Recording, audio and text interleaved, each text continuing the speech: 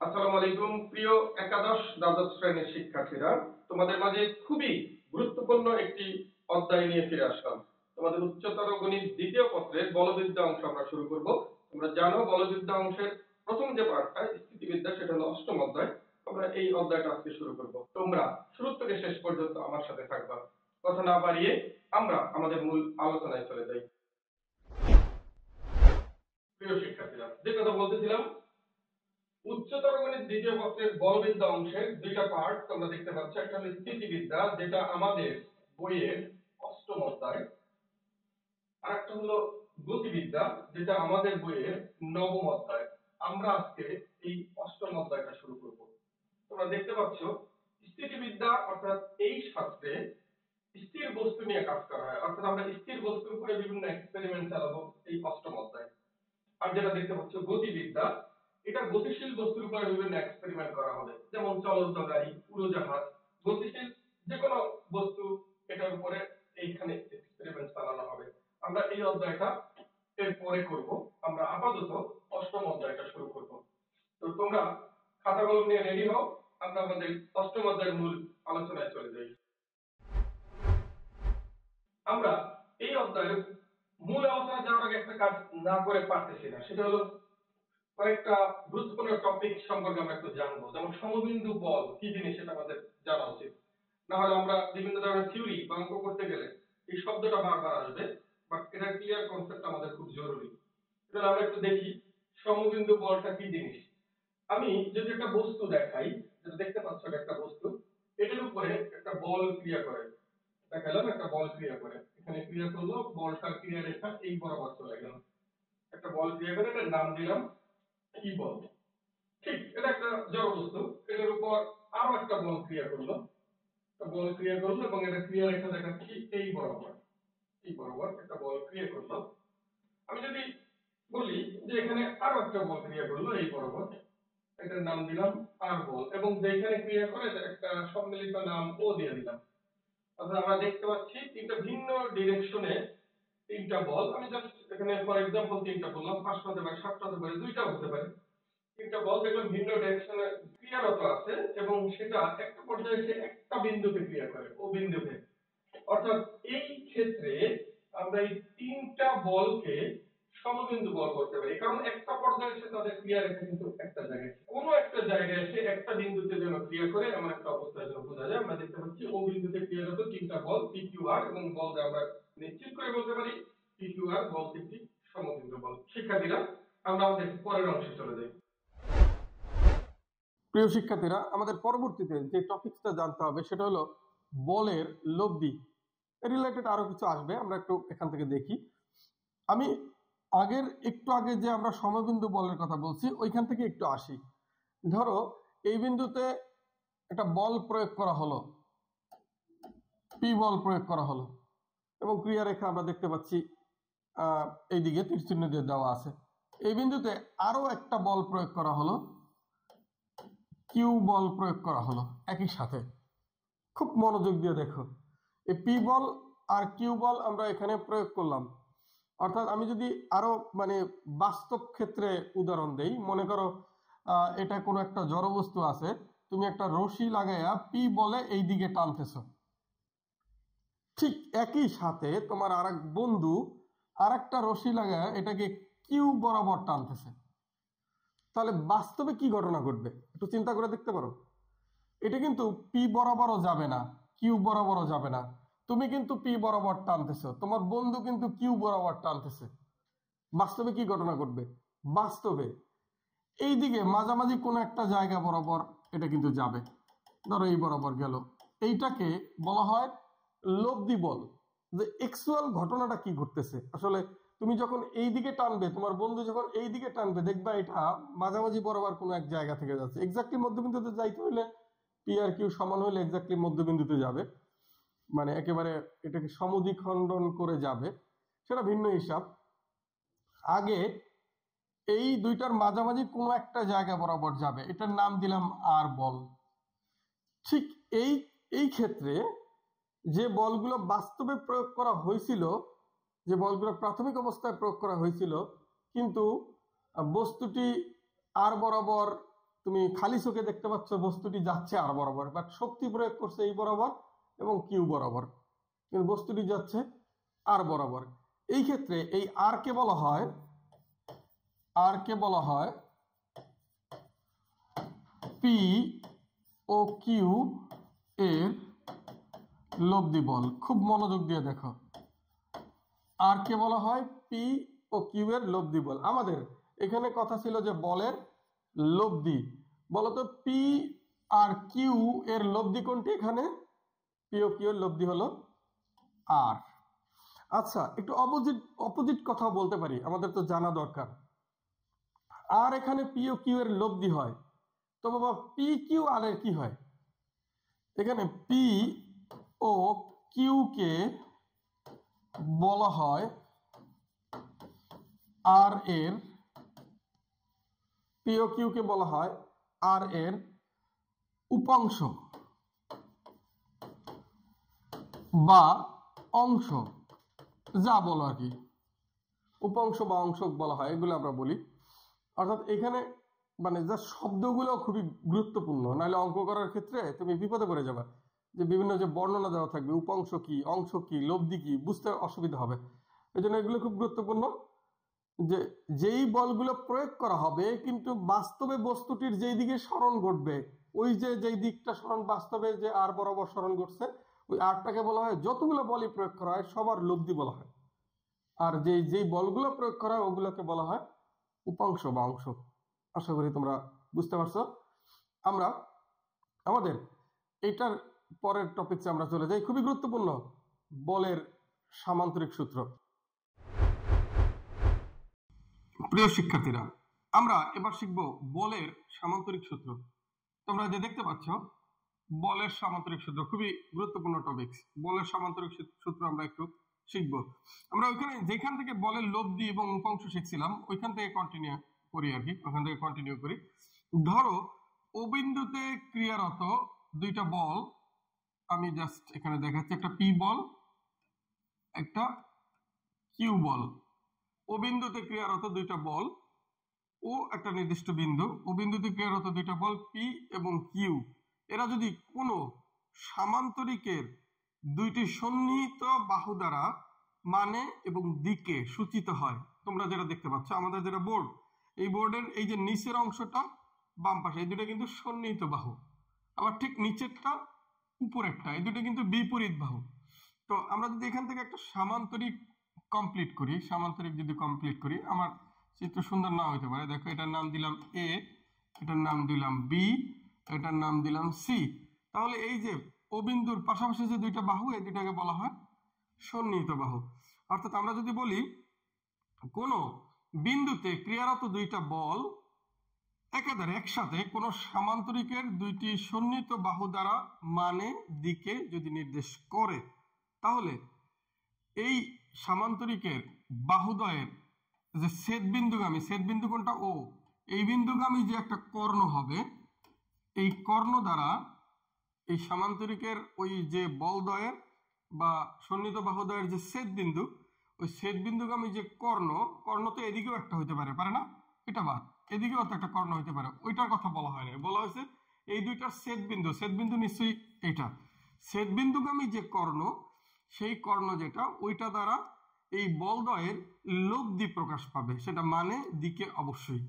অর্থাৎ যদি পি আর কিউ কোন সামান্তরিকের দুইটা সন্নিহিত বাহু হয়, তাহলে নিশ্চিত বলতে পারো পি কিউ এর যে ছেদ বিন্দু বা এই সন্নিহিত বাহুর যে ছেদ বিন্দু গামী কর্ণ দ্বারা লব্ধির মান ও দিক প্রকাশ পাবে। এই যে ঘটনাটা, এটাকে বলা হয় বলের সামান্তরিক সূত্র।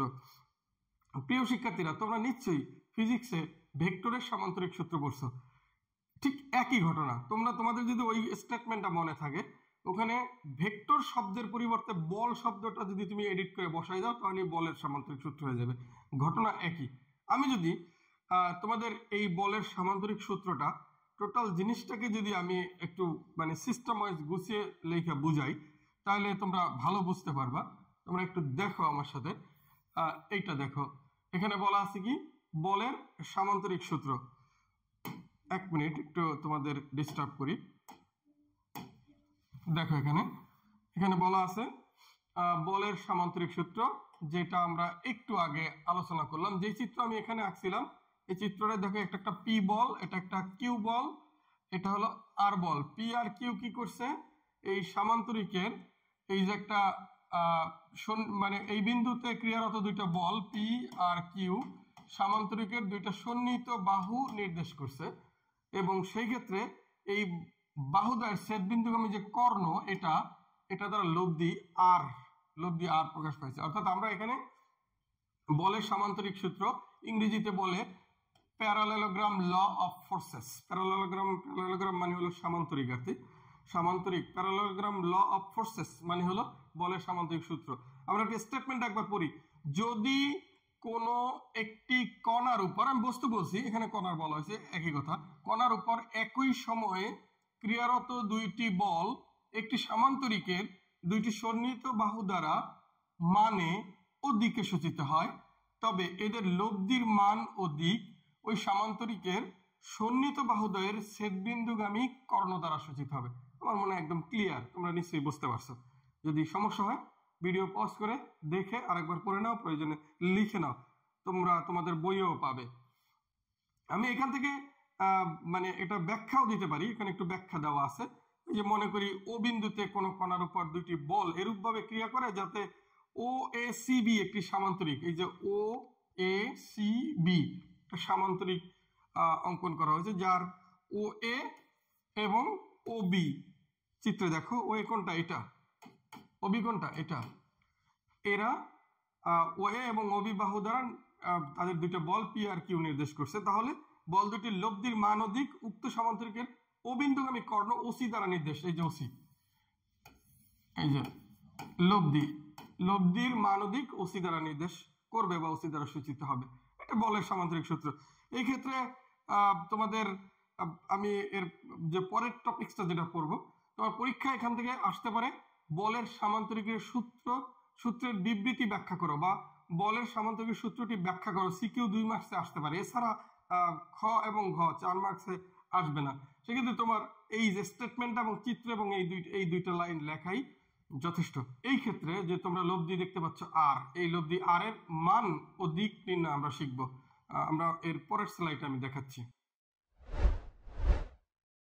প্রিয় শিক্ষার্থীরা, আমরা এবার শিখব একটি কণার উপর পরস্পর আলফা কোণে ক্রিয়ারত দুটি বলের লব্ধির মান ও দিক নির্ণয় আমরা শিখবো। এবার এটা অন্য কালার নেই, আমরা শিখব এই যে একটি কণার উপর পরস্পর আলফা কোণে ক্রিয়াশীল দুইটি বলের লব্ধির মান ও দিক নির্ণয়, এই জিনিসটা আমরা শিখব।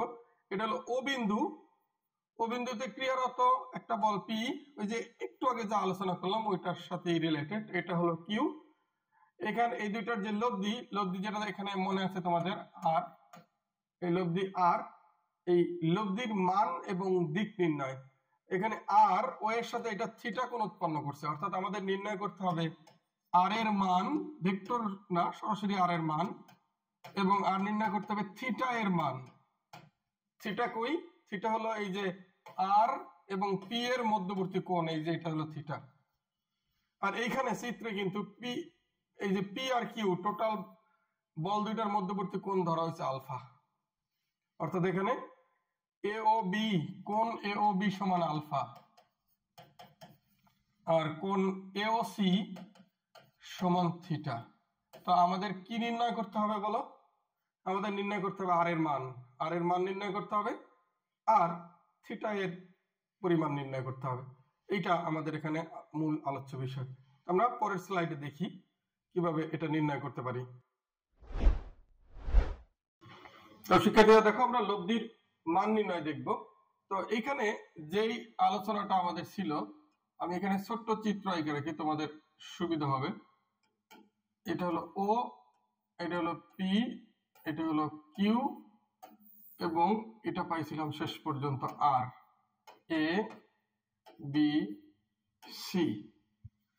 তোমাদের সুবিধার্থে বলে রাখি, ও বি যদি কিউ হয় নিশ্চয়ই আমরা এসি কেও কিউ বলতে পারি, সমান্তরাল সমান ভেক্টর হয়ে যায় আর কি।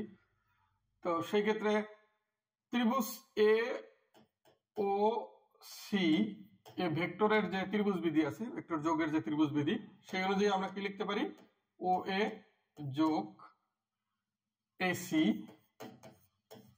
সমান ওসি লিখতে পারি। ও এ হলো পি, যদি ভেক্টর আকারে দেখি, ঠিক আছে, এখানেও ভেক্টর দিয়ে দিই, P vector, Q vector, Q vector, R vector, সব ভেক্টর আকারে। তো পি ভেক্টর প্লাস এসি হলো কিউ ভেক্টর সমান ওসি, এটা হলো আর ভেক্টর। অর্থাৎ এইখান থেকে আমরা পাইলাম আর ভেক্টর সমান P vector plus Q vector. দেখো এইখান থেকে আমরা একটা জিনিস আসতে পারি, এই ক্যালকুলেশনটা তোমরা বুঝো কিনা, না বুঝলে আমি একটু ব্যাখ্যা দিচ্ছি। এখান থেকে লিখতে পারি আর ডট আর সমান P plus Q dot P plus Q. এই ল্যাঙ্গুয়েজটা বা এই লাইনটা তোমরা বুঝো কিনা। এই লাইনটা যদি না বুঝো আমি একটু ছোট্ট ব্যাখ্যা করে দিতে পারি। ধরো এইটা 1 নং সমীকরণ, এটা আমি জাস্ট বোঝানোর জন্য লিখতেছি, এটা 1 নং সমীকরণ। আমি যদি তোমাদের বলি 1 নং এর সাথে 1 নং সমীকরণ বা 1 নংকে 1 নং দ্বারা ডট গুণন করো, মানে 1কেই 1 দ্বারা ডট গুণন করো, তাইলে কি হবে? একটা হলো R equal to P plus Q, এটা তো সরাসরি ছিল। আরো একটা নিলাম R equal to P plus Q, একই জিনিস। তো দুইটা যদি ডট গুণন করি, বাম পক্ষ ডট গুণন বাম পক্ষ মানে আর ডট আর সমান ডান পক্ষ ডট গুণন ডান পক্ষ মানে পি প্লাস কিউ ডট গুণন পি প্লাস কিউ।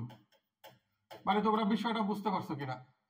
মানে আমি দেখাইলাম যে কিভাবে এই ক্যালকুলেশনটা আনা সম্ভব। ধরো এইটাকেই 1 নং, অথবা বলতে পারে এই সেম জিনিসটা আবার লিখে 2 নং দিলাম, তারপর বললাম 1 নং আর 2 নং ডট গুণন করি, তাহলে কিন্তু জিনিসটা এরকম আসে। তোমরা আশা করি বুঝতে পারছো। আমি ঠিক এটা এখন ক্যালকুলেশন করি। আর ডট আর থাকলো, এখানে পি ডট পি সব গুণ করতে থাকি, অবশ্যই ডট গুণন দিতে হবে। P dot Q, Q dot P plus Q dot Q, মানে সবাইকে মানে এই নর্মালি যেভাবে গুণ করি তবে ডট চিহ্নটা থাকে যেন, ডট গুণন করলাম। আমার মনে হয় বুঝতে পারছো। আমি কিন্তু পরের স্লাইডে চলে যাচ্ছি। তোমাদের যদি সমস্যা হয় ভিডিও পজ দিয়ে লিখে নাও। আমরা ক্যালকুলেশন করে যাচ্ছি, আমরা লব্ধির মান আর নির্ণয় করব, আর এর মান নির্ণয় করতে যাচ্ছি আমরা। তো আমরা এইখানে একবার মনে করি আমাদের আগের চিত্রে কি ছিল, পি এবং আর এর মধ্যবর্তী কোণ কি ছিল মনে আছে? আগের চিত্র যেটা দেখে এই চিত্র রাখলাম আর কি। পি এবং আর এর মধ্যবর্তী কোণ থিটা ছিল, আর এটা কি ছিল? আলফা। আলফা কি ছিল? এ আর বি এর মানে পি ও কিউ এর মধ্যবর্তী কোণ ছিল আলফা। তো আমরা আমি আবার একটু লিখে দেই, এইটা ছিল থিটা, এটা ছিল থিটা, আর এটা ছিল আলফা, পি ও কিউ এর মধ্যবর্তী কোণ। আমি একটু এইখানে মুছে লিখি, নাইলে আমার অন্তত জায়গা সংকট, আমি পরের স্লাইডে গেলে তোমাদের বুঝাইতে আমার জন্য কষ্ট হবে। এই আর ডট আর তোমরা কি জানো? ভেক্টর ডট গুণনের সূত্র এ ডট এ জানো তোমরা? যে কোনো দুইটা ভেক্টর ফিজিক্স পড়ছো, এ ডট এ মানে কি? এ স্কয়ার, জানো ব্যাখ্যা? এ ডট এ মানে কি? এ ইন্টু এ, আমরা জানি এ ডট বি মানে A B cos theta. A dot A মানে হলো এ এ কস এবং এর মধ্যবর্তী কোণ 0 ডিগ্রি, মানে এ স্কয়ার কস 0 ডিগ্রির মান 1, তার মানে এ স্কয়ার। মানে এ ডট এ দুইটা একই ভেক্টর ডট গুণন করলে জাস্ট স্কয়ার হয়। তো আর ডট আর কি হবে? R square. এখানে P dot B P square, ওই একই সিস্টেমে। পি ডট কিউ তোমরা জানো দুইটা ভেক্টর ডট গুণন করার সূত্র কি? আমি এখানে লিখে দেই সূত্রটা। এ ডট বি মানে ফিজিক্স পড়ছো তোমরা, এ বি কস থিটা। তো এখানে যদি কোশ্চেন করি কস থিটা, থিটাটা কি জিনিস? থিটা হলো এ এবং বি এর মধ্যবর্তী কোণ। তাহলে এখানে পি ডট কিউ, পি হলো এটা, কিউ হলো এটা, এটা ডট গুণন করা মানে পি কিউ কস পি আর কিউ এর মধ্যবর্তী কোণ। পি কিউ এর মধ্যবর্তী কোণ কোনটা? আলফা। আলফা প্লাস দিয়ে লিখি, সামনে লিখি, প্লাস এখানে Q dot P, Q dot P এর মধ্যবর্তী কোণ কিউ পি কজ কিউ আর পি এর মধ্যবর্তী কোণ ওই আলফাই, আলফা, কিউ আর পি এর মধ্যবর্তী কোণ আলফা। লাস্টে Q dot Q, Q dot Q কে আমরা কি লিখতে পারি, কিউ স্কয়ার, কিউ স্কয়ার লিখতে পারি। তার মানে এখানে লিখতে পারি R square equal to P square plus Q square plus 2pq cos alpha। therefore finally r equal to লিখতে পারি root over p square plus q square plus 2pq cos alpha। এইটাকে আমরা বলবো মানে কোন বিন্দুতে ক্রিয়ারত, কোন বিন্দুতে আলফা কোণে ক্রিয়ারত দুইটি বলের লব্ধির মান নির্ণয়ের সূত্র। তোমরা এটা পারো মনে হয়, তারপরও একবার মানে রিভিশন দিয়ে তোমরা প্রমাণটা সহ শিখে নাও।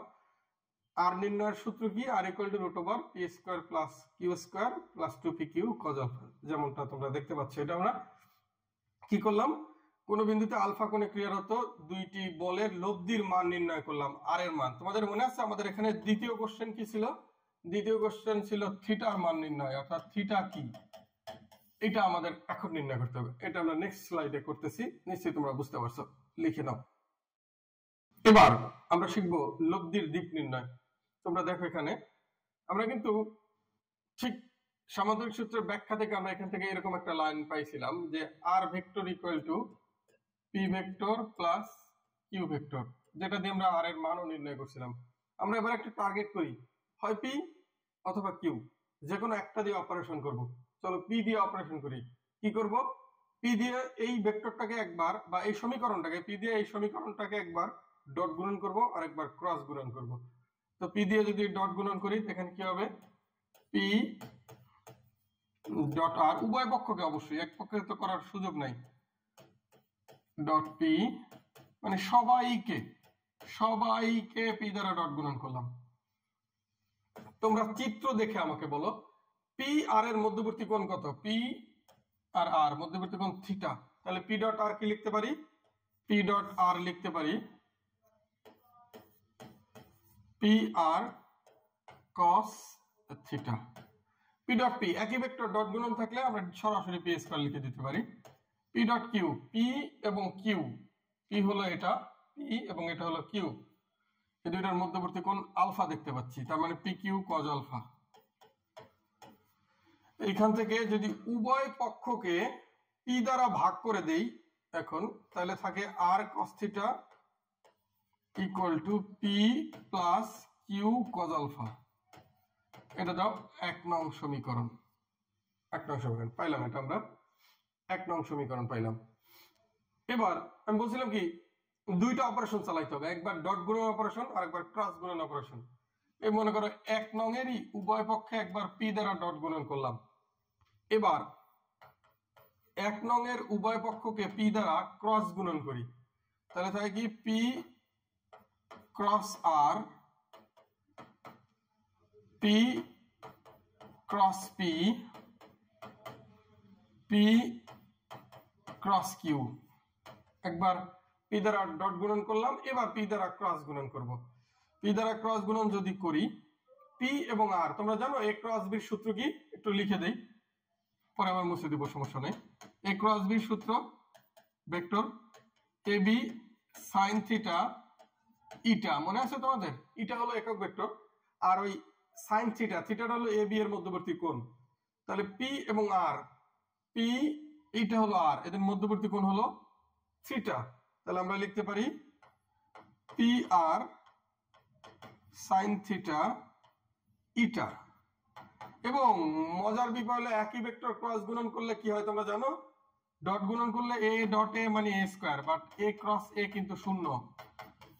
কেন বলতে পারো, একই ভেক্টর দুটোর মধ্যবর্তী কোণ শূন্য, সাইন 0 ডিগ্রির মান শূন্য, এই কারণে এটা শূন্য হয়ে যায়, তার মানে এটা 0 প্লাস পি ক্রস কিউ মানে ক্রস ভেক্টর পি আর কিউ, যদি এদের মধ্যবর্তী কোণ কিন্তু পি এবং কিউ এর মধ্যবর্তী কোণ আলফা, তাহলে আমরা লিখতে পারি পি কিউ সাইন আলফা ইটা, পি কিউ সাইন আলফা ইটা।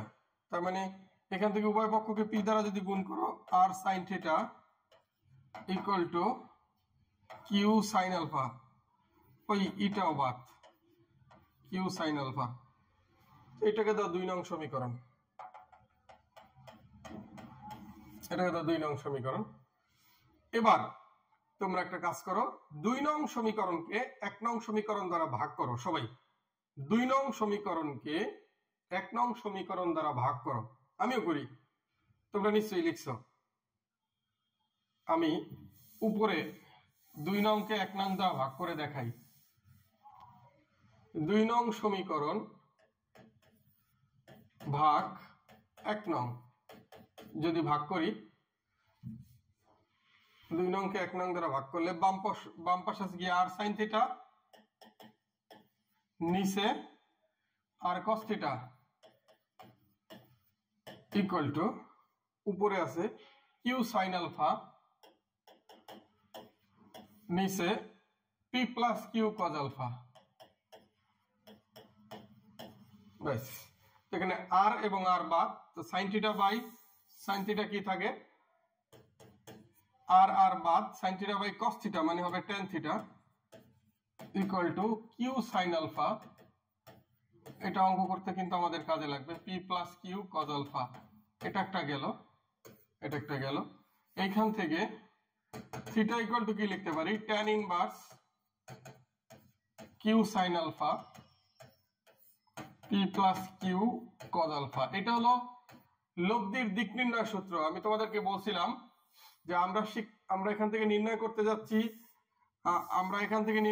যাচ্ছি, আর এর মান, আমরা এখান থেকে নির্ণয় করতে চাচ্ছি থিটার মান। ঠিক এর আগের স্লাইডে আর আমরা কি নির্ণয় করছিলাম, root over P square plus Q square plus 2p Q cos alpha. এটা কিন্তু আমরা অলরেডি এর আগের স্লাইডে নির্ণয় করছি। অর্থাৎ লব্ধির মান, লব্ধির দিক দুইটাই আমরা পাইছি। তো আমরা শুরু থেকে এখন পর্যন্ত কি পড়ছি, আমরা শুরু থেকে পড়ছি যে বলবিদ্যা 2 ধরনের, একটা হলো স্থিতিবিদ্যা আর একটা গতিবিদ্যা। স্থিতিবিদ্যা আমরা শুরু করছি প্রথমে সমবিন্দু বল দ্বারা, সমবিন্দু বল আমরা শিখছি। এরপর আমরা শিখছি লব্ধি কি জিনিস, আমরা শিখছি উপাংশ অংশ কি জিনিস, এরপর আমরা শিখছি বলের সামান্তরিক সূত্র, বলের সামান্তরিক সূত্রের ব্যাখ্যা। এরপর আমরা এখান থেকে শিখছি বলের সামান্তরিক সূত্র, যে মানে টোটাল যে চিত্রটা ছিল ওখান থেকেই লব্ধির মান এবং দিক নির্ণয়। এটা হলো লব্ধির মান নির্ণয়, এটা হলো লব্ধির দিক নির্ণয়। আমরা এখন এই মানে লব্ধির মান এবং দিক নির্ণয়ের কয়েকটি বিশেষ অবস্থা শিখব। এই অংশটা আমাদের এমসিকিউর জন্য খুবই গুরুত্বপূর্ণ। আমরা কিন্তু মানে যেটা বললাম যে আর নির্ণয়ের ফর্মুলা কি ছিল, লব্ধির মান নির্ণয়, P square plus Q square plus 2p Q cos alpha. এখানে আমরা যদি আলফা শূন্য বসাই দিই, আলফার মান শূন্য, আলফার মান যদি শূন্য বসাই দিই তাহলে কি পাবো, P square plus Q square 2p Q cos 0 ডিগ্রির মান কত জানো তোমরা, 1। কস 0 ডিগ্রির মান যদি 1 থাকে তাহলে 2p কিউ, তাহলে p plus Q whole square, square আর রুট বাদ, তাহলে শেষ পর্যন্ত কি থাকে, p প্লাস কিউ। এবং এটাকে বলা হয় ম্যাক্সিমাম লব্ধি। এটা কি বলা হয়, ম্যাক্সিমাম লব্ধি। অর্থাৎ মনে রাখবা, যদি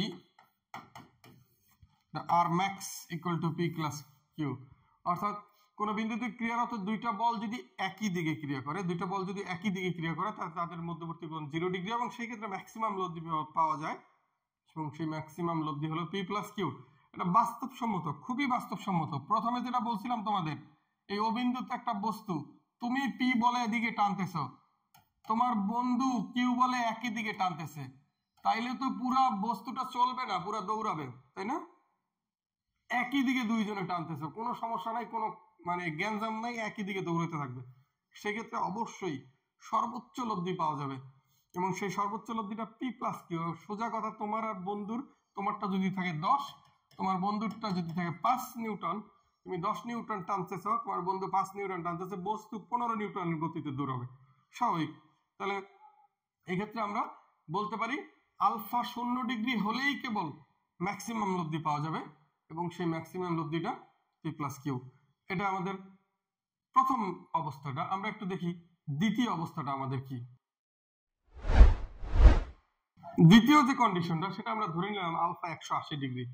আলফা 180 ডিগ্রি মানে ওই যে ঘটনাটা তুমি এদিকে টানতেছ, তোমার বন্ধু উল্টা দিকে টানতেছে, সেই ক্ষেত্রে মধ্যবর্তী কোণ আলফা 180 ডিগ্রি। এই ক্ষেত্রে বোঝা যাচ্ছে মিনিমাম লব্ধি পাওয়া যাবে। কার শক্তি বেশি তার দিকে বল যাবে, বা বস্তুটা যার শক্তি বেশি, তোমার শক্তি বেশি হলে ওদিক যাবে, তোমার বন্ধুর শক্তি বেশি হলে এদিক যাবে। অনেকটা রশি টানাটানি খেলার মতো আর কি। তো আমরা এখানে একটু গাণিতিক ভাবে দেখি, R equal to P square plus Q square 2pq।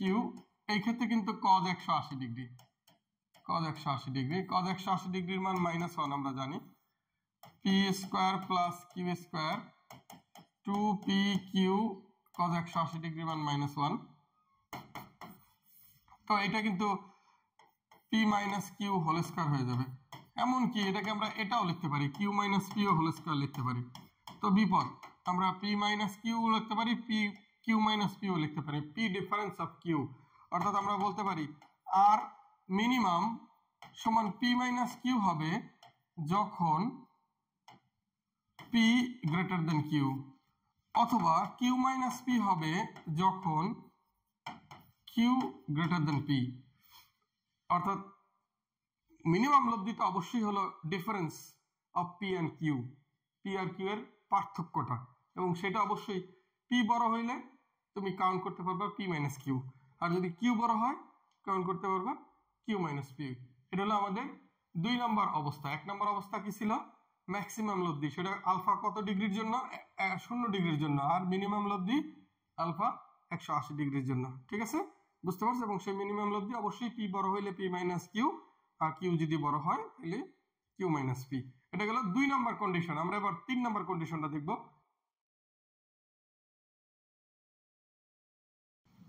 Number 3 condition বলা আছে বল দুইটা নাকি একে অপরের লম্ব থাকবে, তাইলে কি ঘটনা ঘটবে? অর্থাৎ পি বল এই দিক, সরি এটা মনে করো ও বিন্দুতে, কিউ বল জাস্ট বি এর লম্ব, এটা 90 ডিগ্রি। এমন ঘটনা যদি হয় তাহলে লব্ধির কি অবস্থা হবে? আমরা দেখি লব্ধির কি অবস্থা হবে। P square plus Q square plus 2pq cos 90 degree. cos 90 ডিগ্রির মান জানো তোমরা? cos 90 ডিগ্রির মান 0, cos 90 ডিগ্রির মান 0। তার মানে ওটা 0 মানে root over P square plus Q square, এটা আর সমান সমান যখন আলফা ইকুয়াল টু 90 ডিগ্রি। অর্থাৎ মনে রাখবা, যদি বল পরস্পরের লম্ব হয় তাহলে লব্ধি নির্ণয় খুবই সহজ, root over P square plus Q square. এটা হলো কন্ডিশন নাম্বার 3। আমাদের এখনো আরো 2টা কন্ডিশন শিখতে হবে। এবার আমরা 4 নাম্বার কন্ডিশন দেখি। পি আর কিউ যদি সমান হয় তাহলে ঘটনা কি ঘটে? আমরা একটু দেখি। পি আর কিউ যদি সমান হয় তো সেক্ষেত্রে আমরা লিখবো পি স্কয়ার, কিউ স্কয়ার না লিখে পি স্কয়ারই লিখবো, 2 ইন্টু পি কজ আলফা। আমরা একটু ক্যালকুলেশন করে যাই। 2p square plus 2p square cos alpha, এইখান থেকে 2p স্কয়ার যদি কমন নেই 1 plus cos alpha. 1 plus cos alpha কি করবো এখন? তোমরা জানো 1 প্লাস কজ আলফা সূত্র জানো? ত্রিকোণমিতি করছো। 1 প্লাস কজ আলফা মানে হলো 1 plus cos 2 into alpha by 2। 1 plus cos 2 এর সূত্র 2 কজ স্কয়ার এ, নিশ্চয়ই জানো তোমরা, বলবিদ্যা করতে আসছো, ত্রিকোণমিতি তো অবশ্যই শিখছো। 2 cos স্কয়ার আলফা বাই 2। তাহলে আমরা এখানে লিখলাম 2p square 2 cos square alpha by 2। হিসাব করো 4p square cos square alpha by 2। তাহলে যদি রুট করি তাহলে থাকে 2p cos আলফা বাই 2। এটা কি সমান পাইছি? আর সমান, বলো এটা কি সমান পাইছি? আর সমান পাইছি। আর সমান লব্ধি পাইছি 2p cos আলফা বাই 2। এটা মনে রাখবা, যদি বল দুইটা যদি সমান হয়, কোন বিন্দুর ক্রিয়াতে দুইটা বল সমান হলে লব্ধি ডাইরেক্ট নির্ণয় করা যায় 2p cos আলফা বাই 2। নিশ্চয়ই তোমরা বুঝতে পারছো। কিন্তু এইখানে এটার কন্ডিশনের কাজ শেষ হয়ে যায় না, এখন খুবই গুরুত্বপূর্ণ একটা কাজ আছে। বল সমান হলে অ্যাকচুয়ালি থিটা এবং আলফার মধ্যে একটা সম্পর্ক আছে, সেটা হলো theta equal to alpha by 2। এটার একটু প্রমাণটা আমরা দেখব, আমরা এক্ষুনি এটার প্রমাণটা দেখব যে লব্ধিতে এতক্ষণ তো লব্ধি নির্ণয় করতেছি, লব্ধিগুলো কেমন হবে। এটা এমন একটা জিনিস, এটার ক্ষেত্রে লব্ধির মান তো একটু চেঞ্জ হয়েছেই, লব্ধির দিকেরও একটা সম্পর্ক আছে, theta equal to alpha by 2। এখানে একটা থিওরি আছে, এই রিলেশনটা একটা থিওরির মাধ্যমে বলা হয়। এখানে বলা হয় কোনো বিন্দুতে ক্রিয়ারত দুইটি সমান বলের লব্ধি ওই বলদ্বয়ের অন্তর্ভুক্ত কোণকে সমদ্বিখণ্ডিত করে। এই থিওরিটা আমরা এখন প্রুফ করেও দেখব, ঠিক এর পরের স্লাইডে এই থিওরিটা অর্থাৎ theta equal to alpha by 2 এটা প্রমাণ করে দেখবো। এটা তোমরা পাইছি যে লব্ধির মান নির্ণয়ের সূত্রটা এরকম হয়ে যায় R equal to 2p cos alpha by 2। ঠিক এই কেজে আরো একটা সূত্র এরকম থাকবে, theta equal to alpha by 2, এটা আমরা এখনই প্রমাণ করব। তোমরা দেখো আমরা এখানে যে সূত্র আমরা যা জানি, tan theta equal to Q sine alpha divide by P plus Q cos alpha, এটা আমরা লব্ধির দিক নির্ণয়ের সূত্র থেকে শিখছি। তো আমরা এখানে যেহেতু পি আর কিউ সমান, এটা কিন্তু 4 নাম্বারের কাজটাই করতেছি এখনো। তো কিউ এর পরিবর্তে লিখলাম পি সাইন আলফা, এখানে পি প্লাস কিউ এর পরিবর্তে লিখলাম পি কজ আলফা। উপরের থেকে নিচের থেকে পি কমন নিয়ে যদি উপরে পি এর সাথে বাদ দাও তাহলে sine alpha divide by 1 plus cos alpha. নিচের পি কমন নিয়ে উপরের পি এর সাথে বাদ দিয়ে দিছি এই পি, আর নিচের থেকে এই দুইটা পি থেকে একটা পি কমন নিয়ে নিছি, নিয়ে এটা পি এর সাথে কেটে দিছি, এরকম থাকে। তো সাইন আলফার সূত্র জানো তোমরা? সাইন আলফা হলো সাইন 2 ইন্টু আলফা বাই 2, মানে হলো 2 sine alpha by 2 cos alpha by 2, sine আলফার সূত্র। তো এটা আমরা লিখতে পারি 2 sine alpha by 2 cos alpha by 2, আর নিচে 1 প্লাস কজ আলফা, একটু আগে দেখাইছি, আবারও দেখাই, 1 plus cos alpha 1 plus cos 2 into alpha by 2, এটা মানে লিখতে পারি 2 cos square alpha by 2, 2 cos square alpha by 2। তাহলে 1 প্লাস কজ আলফাকে আমরা লিখতে পারি 2 কজ স্কোয়ার আলফা বাই 2। এখন কাটাকাটি করো, দুমে কাটাকাটি করো, যা যা কাটা যায়, 2 2 কাটো, cos alpha by 2 cos alpha by 2 কাটো, থাকে শুধু উপরে সাইন আলফা বাই 2 আর নিচে কজ আলফা বাই 2, মানে টোটালি কি পাইলাম tan আলফা বাই 2, আর এদিকে পাইছিলাম কি tan থিটা, আর এখানে পাইছি tan alpha by 2। tan theta tan alpha by 2 দুইটাকে একত্রে আমরা একটু লিখি, tan থিটা সমান পাইছি tan আলফা বাই 2, তাহলে থিটা ইকুয়াল টু কি লিখতে পারি আলফা বাই 2। অর্থাৎ ওই যে প্রমাণটা আমার হয়ে গেছে, আমরা এটার প্রমাণটা পেয়ে গেছি। প্রমাণটা কি ছিল? প্রমাণটা ছিল কোন বিন্দুতে ক্রিয়ারত দুইটি সমান বলের লব্ধি বলদ্বয়ের অন্তর্গত কোণকে সমদ্বিখণ্ডিত করে। আবারও বলছি, মানে এই যে কোন বিন্দুতে ক্রিয়ারত এই বল এটাও পি, এই বল এটাও পি, তাহলে লব্ধি বল ঠিক মধ্যে দিয়ে যাবে, অর্থাৎ এই যে কোণ, এই কোণটাকে সমদ্বিখণ্ডন করবে।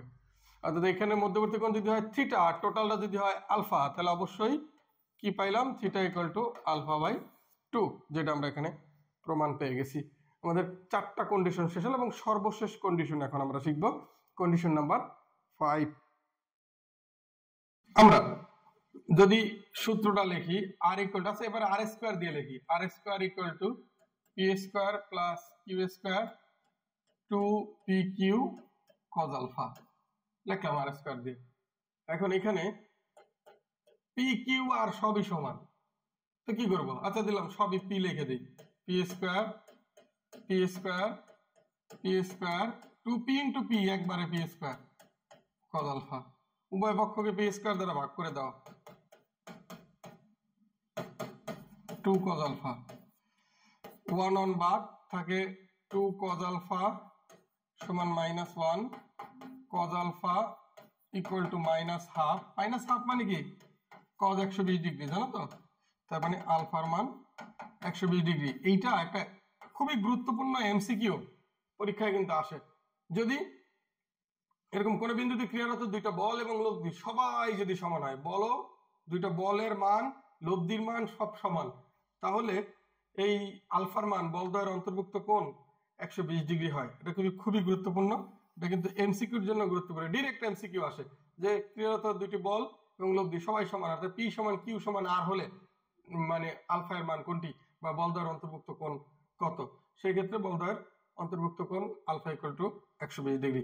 তার মানে আমরা শিখলাম প্রথমে শিখলাম স্থিতিবিদ্যার মধ্যে এসে আমরা শিখলাম সমবিন্দু বল, আমরা শিখলাম লব্ধি উপাংশ অংশ, আমরা শিখলাম বলের সামান্তরিক সূত্র, বলের সামান্তরিক সূত্রের ব্যাখ্যা, আমরা সেখান থেকে বলের সামান্তরিক সূত্রের চিত্রের মাধ্যমে লব্ধির মান নির্ণয় শিখলাম, লব্ধির দিক নির্ণয় শিখলাম এবং এই সম্পর্কিত 5টা বিশেষ অবস্থা শিখলাম।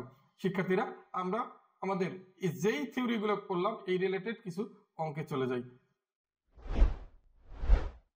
ঠিক আছে, এবার আমরা আমাদের প্রথম প্রবলেম দেখি। 8.1 এ আছি কিন্তু আমরা কিন্তু আমাদের বইয়ের 8.1 এ আছি এবং যে নাম্বারগুলো দেওয়া এটা রূপন্তী প্রকাশনীর বইয়ের সাথে মিলবে আর কি। 8.1 এ আছি। 1-3 নম্বর অঙ্কটা দেখো, এখানে কি কি দেওয়া আছে।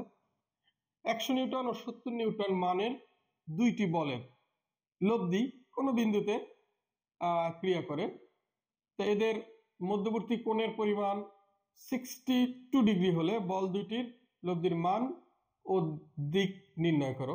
আমরা এখানে একটু দেখি এখানে কি কি দেওয়া আছে। এখানে দেওয়া আছে পি দেওয়া আছে 100 নিউটন, কিউ দেওয়া আছে 70 নিউটন এবং আলফার মান দেওয়া আছে 62 ডিগ্রি। তো লব্ধির মান দিক মান নির্ণয়ের সূত্র আমরা একটু আগে পাইছি, R equal to P square plus Q square 2p/q cos alpha.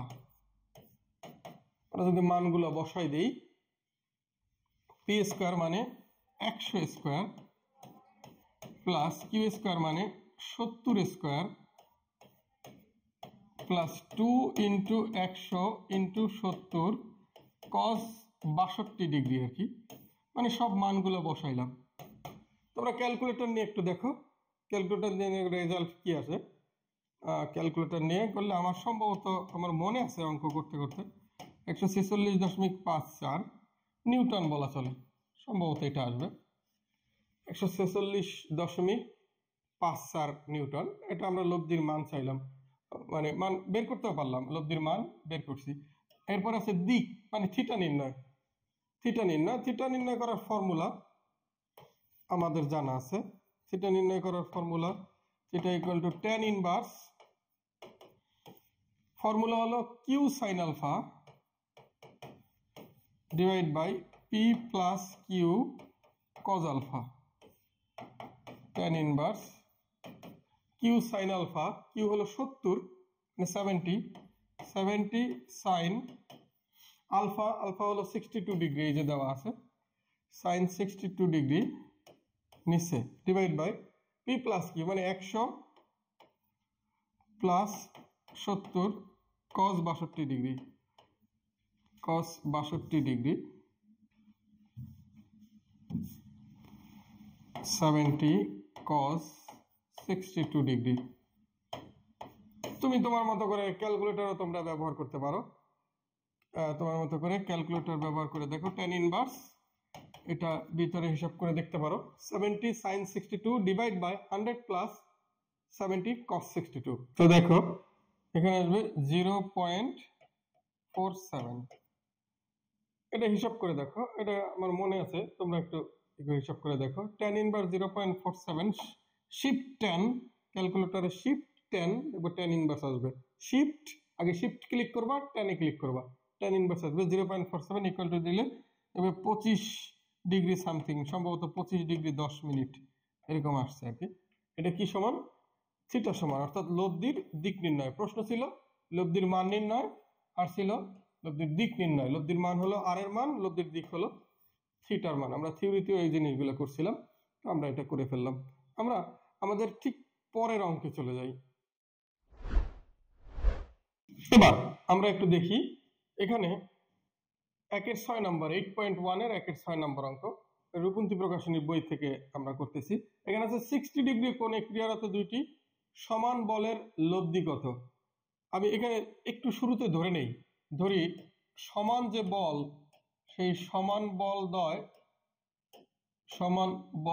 ধরলাম পি আর পি, হ্যাঁ, অর্থাৎ পি আর কিউ ছিল, তো এটা ধরে নিলাম পি আর পি। আর এখানে আর কি দেওয়া আছে, আলফা ইকুয়াল টু বলা আছে 60 ডিগ্রি। দেখো তুমি যদি সরাসরি সূত্রে যাও কোনো সমস্যা নাই, আবার বিশেষ অবস্থা ছিল না, বিশেষ অবস্থার মাধ্যমেও করা যায়। আচ্ছা, তোমাদের বেশি ঝামেলা না দিই, সরাসরি সূত্রেই যাই। R equal to root over, আমরা জানি P square plus Q square মানে পি স্কোয়ার, এখানে বল দেওয়া দুটোই সমান পি আর পি, 2 ইন্টু পি কজ আলফার মান বসাই দিলাম 60 ডিগ্রি। ক্যালকুলেশন করলে 2p স্কোয়ার cos 60 ডিগ্রির মান হলো হাফ, মানে 2p square plus p square মানে একবারে 3p square, that is root 3p। অর্থাৎ আমরা এখানে 60 ডিগ্রি কোণে ক্রিয়ারত সমান বলের লব্ধি চাইছে, তাহলে আমরা লিখতে পারি রুট 3 ইন্টু বলের মান। এটা হলো আমাদের অ্যান্সার। মনে রাখবা এই কোশ্চেনটা, এটা বারবার পরীক্ষা আসে এমসিকিউতে প্রায়, মানে এই জন্য আমি এটা মনে রাখতে বলছি যে 60 ডিগ্রি কোণের ক্রিয়ারত দুটি সমান বলের লব্ধি, প্রায় কমন কোশ্চেন, একদম হুবহু এই লাইনটাই বিভিন্ন এডমিশন টেস্টে বা তোমার বোর্ড পরীক্ষায় এমসিকিউতে কিন্তু আসে। তো মনে রাখো রুট 3 ইন্টু বলের মান, এটা ভালো স্টুডেন্ট যারা তাদের মাথায় থাকে যে রুট 3 ইন্টু বলের মান, 60 ডিগ্রি কোণে ক্রিয়ারত সমান বলের লব্ধি রুট 3 ইন্টু বলের মান, এটা মনে রাখবা। ইন এডিশন তোমার বাইরে তুমি তো করতে পারোই, সাথে এটাও মনে রাখবা। তো আমরা এটা দেখলাম 1-এর 6 নাম্বার। এবার আমরা আরেকটু ডিটেলস আছে এরকম একটা অঙ্কে আমরা চলে যাই। প্রিয় শিক্ষার্থীরা, তোমরা দেখো এখানে বলা আছে দুইটি সমান বল কোন একটি কণার উপর ক্রিয়ারত। ফাইন, দুইটি সমান বল, আগের মতো ধরে নিই সমান বল দেয় হলো পি। হ্যাঁ, ধরে নেব, ধরি সমান বল দেয় পি, সমান বল দয় পি ও পি। ওকে, এদের লব্ধির বর্গ, লব্ধি দিলাম আর, কি বলছে প্রশ্ন মতে আমরা লিখতে পারি লব্ধির বর্গ মানে আর স্কয়ার। সেটা কি লব্ধির বর্গ, কি বলা আছে, লব্ধির বর্গ কি বলা আছে, বল দুটির গুণফলের 3 গুণের সমান। বল দুটির গুণফল মানে পি আর পি, এই দুটার গুণফলের 3 গুণের সমান, মানে 3 ইন্টু পি। কোশ্চেন হলো বল দুটির অন্তর্ভুক্ত কোণ নির্ণয় করো, সেটা আমরা পাচ্ছি। তো এখান থেকে আমরা কি লিখে নিচ্ছি, R square equal to 3p square, এইটা পাইলাম, R square equal to 3p square. বল দুটির অন্তর্ভুক্ত কোণ নির্ণয় করতে বলছে, আমরা ধরে নিলাম বল দুটির অন্তর্ভুক্ত কোণ আলফা। তাহলে ফর্মুলা অনুযায়ী আমরা কি জানি, আমরা জানি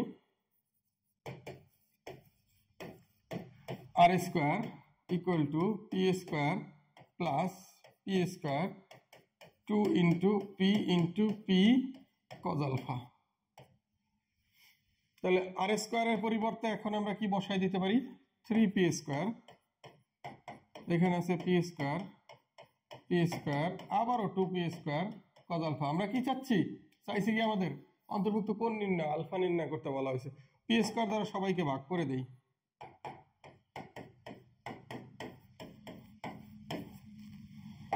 তাহলে 2 cos আলফা সমান 1, cos আলফা সমান হাফ মানে cos 60 ডিগ্রি, তার মানে আলফা ইকুয়াল টু 60। এটা মনে রাখবা, এটা উত্তর পেয়ে গেলাম আমরা যে আলফা ইকুয়াল টু 60। তার মানে কোশ্চেন কি ছিল, দুইটি সমান বল একটি কণার উপর ক্রিয়ারত, লব্ধির বর্গ বল দুটির গুণফলে 3 গুণের সমান, বল দুটির অন্তর্ভুক্ত কোণ নির্ণয় করো। অন্তর্ভুক্ত কোণ যদি আলফা, আমরা পাইলাম আলফা ইকুয়াল টু 60 ডিগ্রি। আশা করি তোমরা বুঝতে পারছো, আমি একটু সরে যাই, তোমরা লিখে না, বুঝতে পারছো। আমরা ঠিক এর পরের অঙ্কটা করবো এখন। এবার আরেকটা গুরুত্বপূর্ণ অঙ্ক, প্রশ্নটা আমরা একটু পড়ে দেখি। 2 আলফা কোণে ক্রিয়ারত দুইটি সমান বলের লব্ধি, আবার 2 বিটা কোণে ক্রিয়ারত বল দুইটির লব্ধির 3 গুণ হবে। আমরা দুইটা ভিন্ন ভিন্ন কেস ধরি, এত কথা বাবা একবারে মনে রাখতে পারবো না। 2 আলফা কোণে ক্রিয়ারত দুইটি সমান বলের লব্ধিটা বের করি। এই লব্ধির দুইটা যেহেতু ভিন্ন কেস, একটা ধরলাম r1 আর একটা ধরবো r2, r1 স্কয়ার দিয়ে রাখি, রুট টুট লিখতে ভালো লাগতেছে না। r1 স্কয়ার ইকুয়াল টু সমান বল বলছে, তার মানে পি স্কয়ার যোগ 2 P into P cos 2 alpha, cos 2 alpha. তার মানে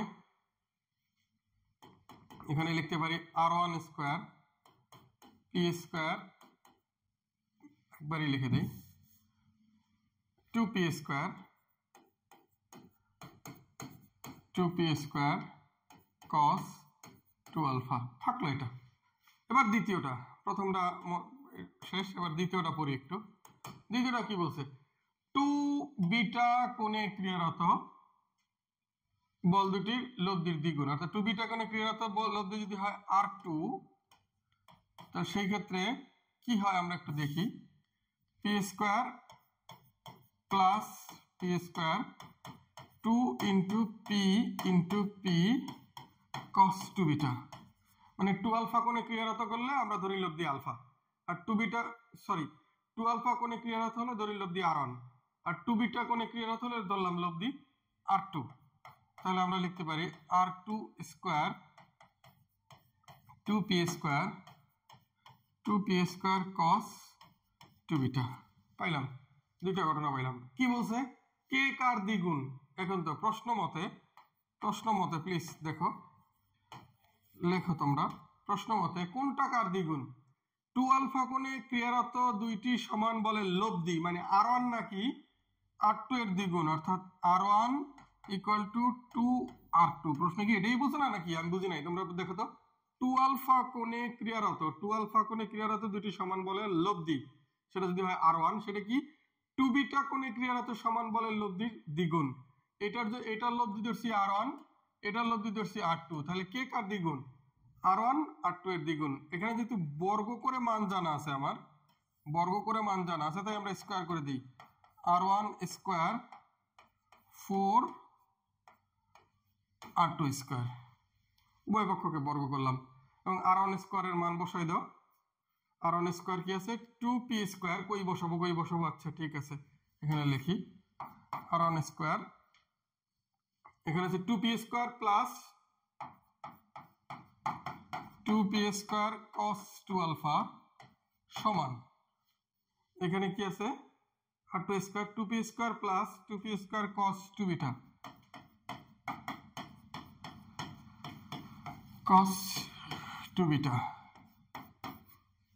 তাহলে 2p স্কয়ার বাদ, এটা হয়ে গেছে। সরি, একটা 4 আছে, 4 কি করি এখন?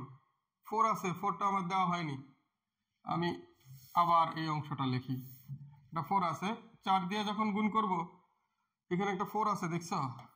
r2 স্কয়ার তো ঠিক আছে, r2 স্কয়ার এর সাথে একটা 4 আছে, 4 দিয়ে গুণ করলে 4 দিয়ে গুণে 8, 8p square plus 8p square cos 2 beta.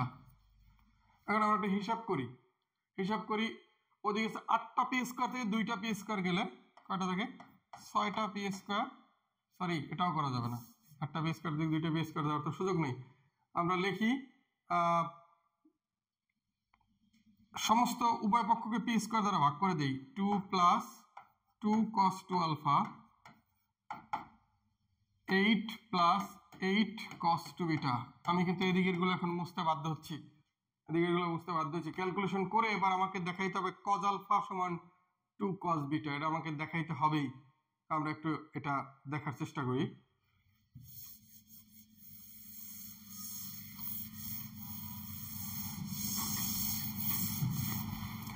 বাম পাশ থেকে আমরা 2টা কমন নেই, থাকে কি 1 প্লাস cos 2 আলফা।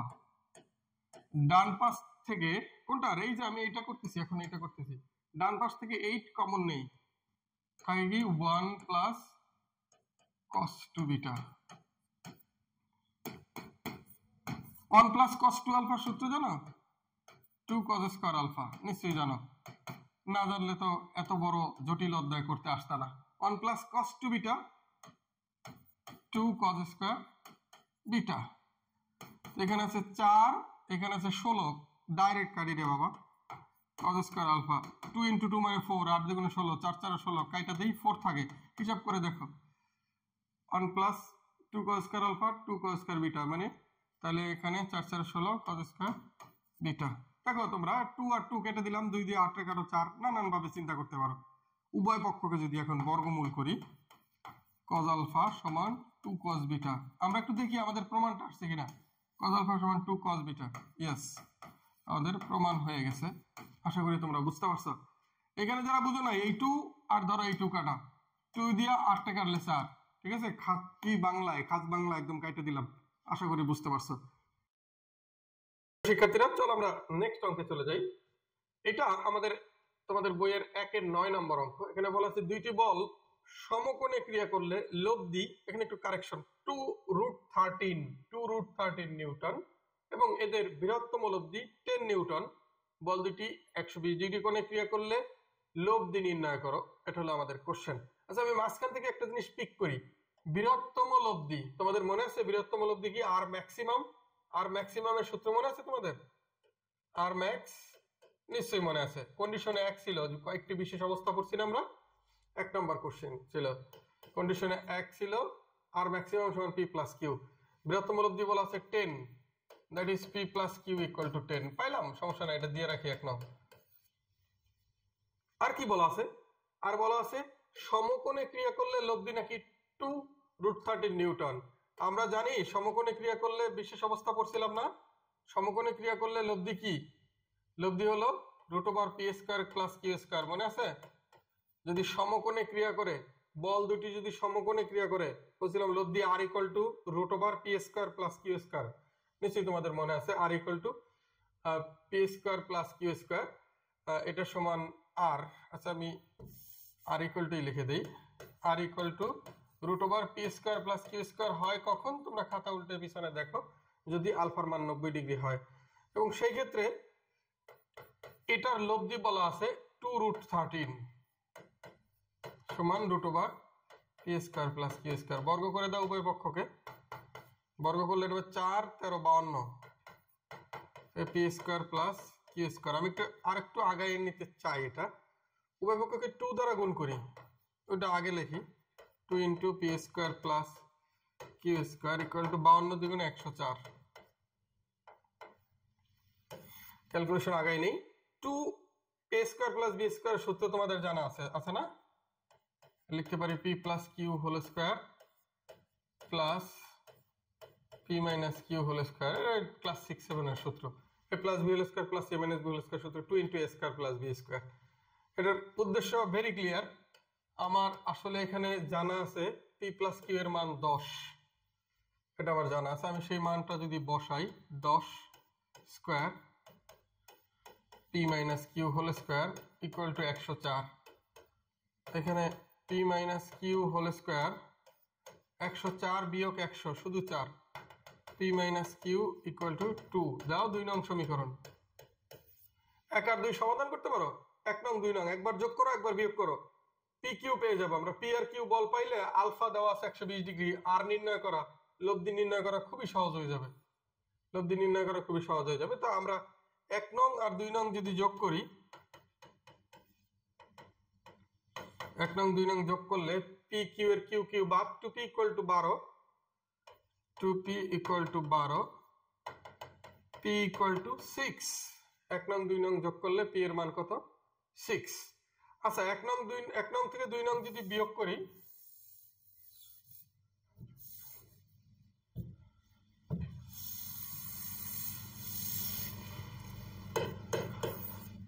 এক নং থেকে 2 নং যদি বিয়োগ করি, তাহলে আসবে হলো 2q ইকুয়াল টু 8, কিউ এর মান কত? 4, p পাইছি 6, কিউ পাইছি 4। তাহলে আমাদের নির্ণয় করতে হবে কি বলতো? নির্ণয় করতে হবে r, p² মানে হলো 6 স্কয়ার, q² মানে হলো 4 স্কয়ার, 2 ইন্টু 6 ইন্টু 4 cos কত ডিগ্রি? 120 ডিগ্রি। এটা হিসাব নিকাশ করো, cos 120 ডিগ্রি মানে মাইনাস হাফ। এখানে আসবে 36 প্লাস 16, cos 120 ডিগ্রি মানে মাইনাস হাফ হলে মাইনাস 24 আসে মনে হয়। ক্যালকুলেশন করে দেখো, মাইনাস হাফ 2 বাদ 424, তাহলে 36 হলো 52, সম্ভবত √28 থাকে, খেয়াল করো তো, মানে 2√7 নিউটন লব্ধি নির্ণয় করতে বলা হয়েছে, 2√7 নিউটন। আমি আশা করি তোমরা বুঝতে পারছো। চলো আমরা আমাদের পরের অঙ্কে চলে যাই। 2-1 এখানে বলা হচ্ছে দুইটি সমবিন্দু বলের বৃহত্তম ও ক্ষুদ্রতম লব্ধি। বাবারে ডাইরেক্ট লিখি, P প্লাস কিউ কি দেওয়া আছে 8 এক নং, P মাইনাস কিউ কি দেওয়া আছে 2 2 নং। এই অঙ্কটা ব্যাকআপ হিসেবে করতেছি। 2 নম্বর অঙ্কটা ইম্পর্টেন্ট, 2-1 করলে 2 ভালো বোঝা যাবে, এই জন্য করতেছি। 2-1 পরীক্ষা আসে না, এটা আসবে না, বাট 2 নম্বর করার সুবিধার্থে 2-1 করতেছি। আচ্ছা, এদের অন্তর্বর্তী কোণ, মধ্যবর্তী কোণ যদি 60 ডিগ্রি হয়, লব্ধির মান কত? আচ্ছা, আমরা যদি যোগ করি 1 যোগ 2 যোগ করলে পাবো 2p = 10, p এর মান কত 5, p এর মান পাইলাম 5। আচ্ছা, যদি আমরা 1 নং থেকে 2 নং বিয়োগ করি, বিয়োগ করলে পাবো 2q = 6, তার মানে q = 3। আমরা দুইটা বল পাইলাম, 5 3 8, 5 থেকে 3 গেলে 2 বল পাইলাম। আলফা ইকুয়াল টু কি বলা আছে 60 ডিগ্রি। ঠিক এই প্রসেসে আমরা পরের অঙ্কটা একটু ইম্পর্টেন্ট অঙ্ক, নিউমেরিক্যাল ম্যাথ না, একটু প্রমাণ টাইপের, ওইটা বোঝার সুবিধার্থে এই অঙ্কটা করতেছি সাপোর্ট হিসেবে। তো লব্ধির মান চাইছে, যে তাহলে আমাদের সূত্র জানা আছে, r = √p² + q² মানে 5² + 3² দেখো তো, 5² + 3² + 2pq cos α মানে 2 × 5 × 3 cos 60 ডিগ্রি, cos 60 ডিগ্রি, তার মানে 25 + 9 15 30 cos 60 ডিগ্রি মান হাফ, 15 15 আর 9 24 49 থাকে মনে হয় টোটাল, 7 নিউটন। এটা আর এর মান পাইছি, আমার মনে হয় তোমরা বুঝতে পারছো। r = 7 নিউটন, এটা আমরা পাইলাম, এটা লব্ধির মান। আমরা চলে যাই আমাদের আজকের সর্বশেষ অঙ্কে। আজকের শেষ অঙ্ক করব আমরা। একটু দেখি, কোন বিন্দুতে ক্রিয়ারত দুটি বলের বৃহত্তম ক্ষুদ্রতম লব্ধির মান যথাক্রমে f এবং g, একটু আগে যা করছিলাম, অর্থাৎ আমরা ধরলাম p প্লাস কিউ = f, এটা 1 নং, আর p মাইনাস কিউ = g, এটা হলো 2 নং। আমি বলছিলাম আগেরটা নিউমেরিক্যাল অঙ্ক ছিল, এটা একটু প্রমাণ টাইপের আর কি, নিউমেরিক্যাল না, সংখ্যার অঙ্ক না। তো আমরা যদি যোগ করি 1 আর 2 যোগ করলে পাবো 2p = f প্লাস g, তার মানে p = কি half into f plus g, এটা হলো। আচ্ছা, এটা সমীকরণ দেওয়ার দরকার নাই। আবার 1 নং থেকে 2 নং বিয়োগ করো তো, 2 নং বিয়োগ করো, বিয়োগ করলে q থাকবে 2q = f মাইনাস g, তো q = half f minus g, half f minus g। একটা পাইলাম half into f plus g, আর একটা পাইলাম half into f minus g, p q পাইলাম। আলফা তো আলফাই, আলফা তো আলফাই। তো আমাদের কি নির্ণয় করতে হবে? লব্ধি নির্ণয় করতে হবে। লব্ধি আর এর সূত্র কি? ঠিক এইমাত্র যেভাবে করছিলাম আগের অঙ্কটা, লব্ধি আর এর সূত্র √p² + q²। p² মানে কোনটা? এটা 1/4 f plus g whole square plus এটা 1/4 f minus g whole square, p² + q²। এরপর আছে 2pq cos α, এখানে জায়গায় ধরবে না রে বাবা, আমি এখানে লিখি তারপরে সরাসরি দিক চলে আসবো। 2 half into f plus g half into f minus g cos alpha, সব রুটের ভিতরে, সব রুটের ভিতরে। আমি প্রমাণের সুবিধাতে সব এই পাশে লিখবো, তোমরা একটু হিসাব করে দেখো এখানে কি কি আসে। 1/4 যদি কমন নেই, এই প্রথম অন্তত এই দুইটা থেকে 1/4 যদি কমন নেই, থাকে কি F plus G whole square plus F minus G whole square. এরপরে এই অংশটা 2 আর হাফ কাটা গেলে থাকে half into F plus G F minus G F square minus G square cos alpha. আমরা কিন্তু এই প্রমাণটা বানাইতে হবে, আমাদের দেখাইতে হবে আর ইকুয়াল টু এটা দেখাইতে হবে, এই প্রমাণটা আমরা যাব, তাহলে আমাদের কাজটা শেষ হবে। আমরা ওই দিকে যাই, চলো দেখো আমরা করে যাচ্ছি, একটু সময় নিচ্ছি। করো এখানে 1/4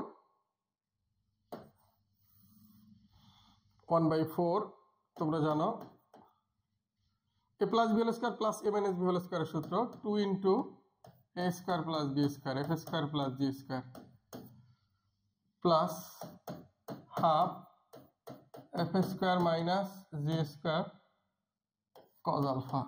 ওইটা প্রমাণ বানাইতে হবে, যে করে হোক বানাইতে হবে। 2 আর 4 কেটে দিলে এখানে আরেকটা হাফ থাকে, F square plus G square half F square minus G square cos alpha. নিশ্চয়ই এই পর্যন্ত বুঝতে পারছো। এখন যেটা করতে হবে, সব মানে কোনো ব্র্যাকেট রাখবো না, সব গুঁড়ো গুঁড়ো করে দিই ভেঙে। Half F square plus half G square half F square cos alpha, আর এখানে minus half G square cos alpha. ব্যাস, এফ গুলা যদি একটু কমন নেই, হাফ এফ স্কোয়ার কমন নিলে 1 প্লাস কজ আলফা, আর জি গুলা কমন নিলে হাফ জি স্কোয়ার কমন নিলে 1 মাইনাস কজ আলফা। আমরা এখানে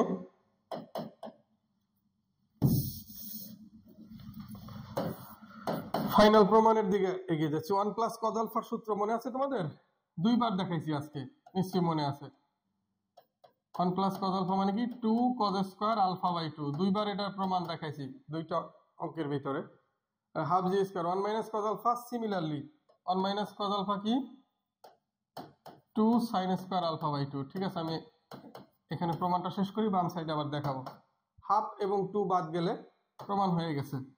F square cos square alpha by 2 G square sine square alpha by 2। এটা এখানে বলা হচ্ছিল যে হয়, তবে প্রমাণ করা যায় এরকম, এটা প্রমাণিত। আমাদের এই অঙ্ক এখানে প্রমাণ হয়ে গেছে, আমরা অলরেডি প্রমাণ করে ফেলছি।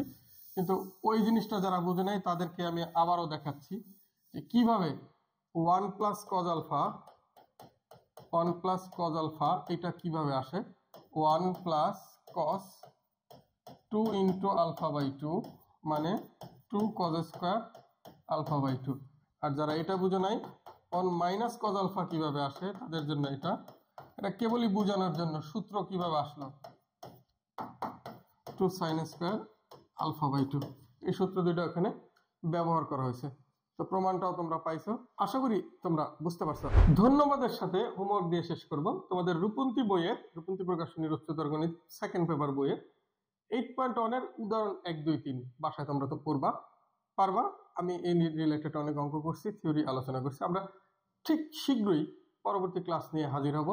তোমরা বাসায় ভালো করে প্র্যাকটিস করো এবং নিজেদেরকে তৈরি করো। মনে রাখবা, বলবিদ্যা যদি করতে না পারো তাহলে কিন্তু তোমার সাথে অন্য ভালো ছাত্রদের একটা পার্থক্য হয়েই যাবে। ভালো করতে চাইলে অবশ্যই বলবিদ্যা ভালো করে করবে। আজকের মতো বিদায় নিচ্ছি, ধন্যবাদ সবাইকে। আসসালামু আলাইকুম ওয়া রাহমাতুল্লাহি ওয়া বারাকাতুহু।